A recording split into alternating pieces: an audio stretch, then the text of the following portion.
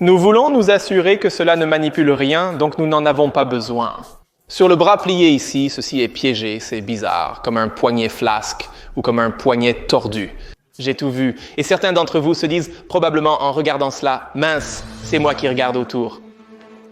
Qui a fait ça? Salut, c'est Johnny Shreve. Bienvenue dans un nouvel épisode de Train With Me. Hier, il s'est passé quelque chose. Laissez-moi vous raconter. Aujourd'hui, nous allons parler et réellement démontrer les élévations latérales à câble, spectacle à un seul bras. Vous les gars qui avez installé ce truc. Assurez-vous que vous tirez le maximum de vos élévations à l'échelle et assurez-vous de le faire correctement. Alors, sans plus tarder, les gars, gardez les yeux collés à l'écran, les oreilles collées au haut-parleur et apprenons des trucs. Je vais vous montrer pourquoi les câbles vont être votre meilleur ami en ce qui concerne les mouvements accessoires. Maintenant, quand nous parlons de levée d'échelle ou de n'importe quel type de levée en soi, les levées d'échelle sont assez inutiles dans différentes parties de la contraction. Donc, c'est à son plus facile d'ici à là, quand vous faites quelque chose de correct. Si nous faisons des haltères, le poids ne devient pas nécessairement aussi dur jusqu'à ce que nous soyons à peu près ici et ici, n'est-ce pas? Vous étiez à votre plus fort d'ici à là et ensuite vous êtes à votre plus faible d'ici à là. Vraiment, comme entre ça, c'est comme pourquoi ne pas simplement faire des câbles? Pourquoi ne pas faire des élévations latérales comme ça? Vous pouvez, mais la plupart du temps, quand je vois des gens faire ça, ils sont complètement en bas et complètement en haut. Et nous faisons beaucoup de balancement pour le mettre en place, mais nous manquons simplement la cible. J'aime utiliser des câbles car ils permettent de maintenir une tension constante. L'objectif est de rendre l'exercice aussi difficile que possible en travaillant sur le deltoïde, simplement par la posture et la configuration, sans avoir besoin de le charger davantage. Le moyen le plus simple de le rendre difficile est d'ajouter beaucoup de poids. Mais après, votre forme est perturbée et vous agissez bizarrement, vous faites simplement des choses étranges, je ne sais pas. Nous voulons ressembler à une machine travaillant avec une autre machine. Je ne suggère pas d'aller à la salle de sport en étant asocial et robotique comme un Terminator. Je ne veux pas dire ça. Je veux simplement dire que votre apparence, votre posture, la façon dont vous bougez devrait ressembler à quelqu'un qui vous a conçu pour travailler réellement avec cette chose. Dans cette relation symbiotique, j'aime ce mot car j'adore Venom de Marvel, donc j'utilise symbiotique. C'est tellement cool, n'est-ce pas? Peu importe quoi de neuf, j'adore Venom, je suis Venom de toute façon.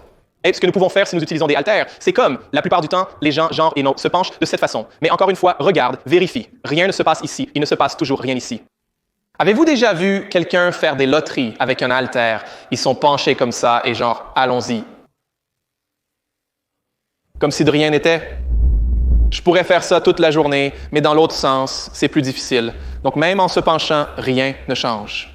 C'est pourquoi les câbles sont un si bon outil à utiliser dans votre arsenal. Donc, en réglant à nouveau cette chose, vous voulez vous assurer qu'il y a une tension constante. Donc, si je commence comme ça, le câble est ici en bas et vous pouvez voir tout de suite qu'il y a de la tension. Vous ne voulez pas être comme ça parce que c'est vous, ne vous cachez pas ici. S'il vous plaît, ne faites pas ça. Si quelqu'un fait ça, sur TikTok, quelqu'un fait sûrement ça. C'est appelé le creep, ne le faites pas, d'accord? Ce que vous voulez faire est, encore une fois, attraper le poids, attrapez votre poignet et mettez-vous dans une position où il y a de la tension. Si je fais un petit pas, ouf, juste ce regard, voyez, regardez, observez ceci. Je fais juste comme ça. Juste comme ça, ça. J'ai littéralement bougé d'un pouce. Et en bougeant d'un pouce, cette poignée tire mon bras vers l'intérieur, naturellement. Si je laisse simplement le poids ou si je laisse le câble me tirer, il me rapproche, il tire mon bras. Quand nous faisons cela, nous devons nous assurer de rester dans cette bonne position où nos poings, poignets et coudes sont dans le même plan.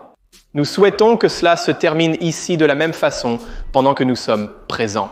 Nous ne voulons pas que cela se produise, que cela se produise, que cela se produise, que cela se produise, toute cette chose ici. Rappelez-vous cette épaule, ce levier ici qui bouge. Nous voulons nous assurer que cela ne manipule rien, donc nous n'en avons pas besoin. Bras trop pliés ici, ceci est trop coincé, ce truc bizarre, comme un poignet flasque ou comme un poignet tordu. J'ai tout vu et certains d'entre vous se disent probablement en regardant cela, mince, c'est moi qui regarde autour en me demandant qui a fait ça? C'était moi hier, je veux une position où mon poing, encore une fois, je vais ramener celui-ci. Si vous allez frapper quelqu'un avec le poing que vous utilisez lorsque vous poussez du poids, allez-vous vous casser le poignet ou pas? inciter à la violence? Mais genre, si vous frappez un sac de frappe avec le poing que vous utilisez pour pousser du poids, vous casseriez votre poignet? Où frapperiez-vous ce sac de frappe? La plupart se cassent le poignet, y compris beaucoup d'influenceurs. Pourquoi tu ne frappes pas? Tu as raison, ou je veux dire, c'est bien, mais certains d'entre vous ne savent pas comment faire ça, n'est-ce pas? Alors vous? Nous le voulons ici comme ça, c'est à ça que nous voulons ressembler, donc cela continue jusqu'ici. Attrapez ainsi, avancez légèrement. Le câble est tendu, je peux attraper ici au besoin, sans me pencher, car c'est comme si je le pouvais déjà. C'est bien. Si vous voulez vous pencher, vous n'avez pas à le faire. Il y a déjà de la tension ici. Se pencher n'est pas une solution. Dans tous les cas, il y a de la tension ici, et je vais prendre cette chose pour faire un grand mouvement. Rappelez-vous, mon signal est que je soulève à partir de ceci, pas de cela, d'accord? C'est pourquoi, si vous regardez mon bras ici, non fléchi, fléchi. Maintenant que je suis fléchi, je le tire sur le côté et juste en bas. Et il y a toujours de la tension d'ici, jusqu'à ici. En tirant vers le haut, c'est votre position par défaut. C'est parfaitement bien et génial de le faire. Et en montant un peu plus haut, parallèlement à votre épaule et en poussant. Je ne veux pas penser que ce sont juste les coudes qui bougent. Essayant de faire ceci. Je pense à balayer vers l'extérieur, presque comme un swing de golf, vous savez. Nous sommes comme un revers propre. Je plaisantais, nous faisons un revers, personne n'est dehors, donc un beau balayage vers l'extérieur. Vous voulez vous asseoir d'ici et tout le long. Vous ne voulez pas que cette chose soit touchée ici et que vous soyez coincé comme ça. Nous ne voulons pas être coincés ici, n'est-ce pas? Nous ne voulons pas de ça. Ouvrez-vous, épaules, dos et loin de vos oreilles, descendez d'ici. Et puis en tirant tout droit, en contrôlant le poids vers le bas, en tirant, en le contrôlant vers le bas, juste comme ça. Nous n'avons pas besoin de lever le petit doigt, nous voulons simplement sortir et descendre. Il existe une autre variation que nous pourrions faire. Si vous voulez vous donner un peu plus d'espace et ne pas trop gêner votre corps, ici. Passez la jambe la plus proche du câble à travers. Des gens m'ont déjà parlé de ça, genre « mauvaise jambe, Johnny », et je vais vous mettre un peu la pression. C'est idiot. Je suis dans le chemin. Mettre ma jambe de l'autre côté est pour ne pas gêner. Diantre, regardez tout l'espace que j'ai maintenant. Cool, non? Alors mettez ce pied aussi près de la barre. Posez un pied au-dessus du câble, tenez-vous ici. Montez l'autre pied. Adoptez une position athlétique, pas comme ça. Aucun athlète ne fait ça. La seule personne athlétique qui fait ça était quelqu'un qui fait du yoga, et ils font ça. D'accord, cela a du sens pour le yoga, pas pour les élévations latérales. Nous marcherons en plantant nos pieds, orteils vers le haut et actifs, un pas à la fois. Vous pouvez vous tenir ici pour plus de stabilité. À partir d'ici, poitrine en haut, je tire vers l'extérieur et l'intérieur en contrôlant. Je tire droit vers le haut, contrôle vers le bas. Ne tirez pas et laissez-le descendre. Je vais le serrer vers le haut puis essayer de l'attraper jusqu'en bas. Vous voulez le contracter et le rentrer en le contrôlant. Serré. Imaginez qu'il y ait quelqu'un au bout et que vous essayez de le repousser en ouvrant et en repoussant. Je vais changer.